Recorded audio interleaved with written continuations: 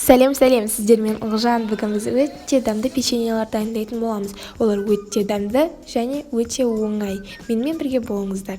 Сарыуыз бен жұмыртқаның үстінен қант қосамыз. Оның үстінен күнбағыс майын қосып, жақсылап венчикпен араластырамыз. Және електен өткізілген ұнның үстінен бір шай қасық сода қосып, оны араластырып, бағанағы қоспамыздың үстінен саламыз.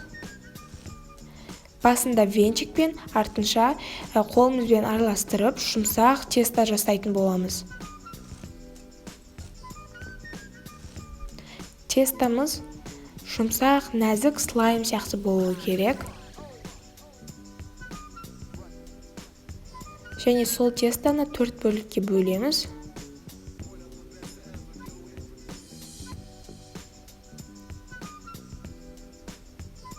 Тестомызды жайып, жгутиктер жасайтын боламыз.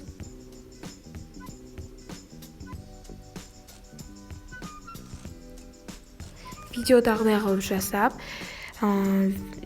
тестомызды кесетін боламыз. Видеодағыдай қылып, тестомызды кесіп шығамыз.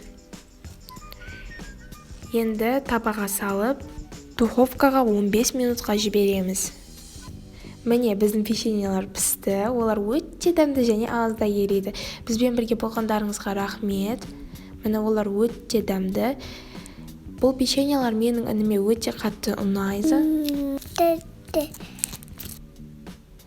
Менің каналыма тіркеліп, лайк басуды ұмытпаңыздар. Сау болыңыздар.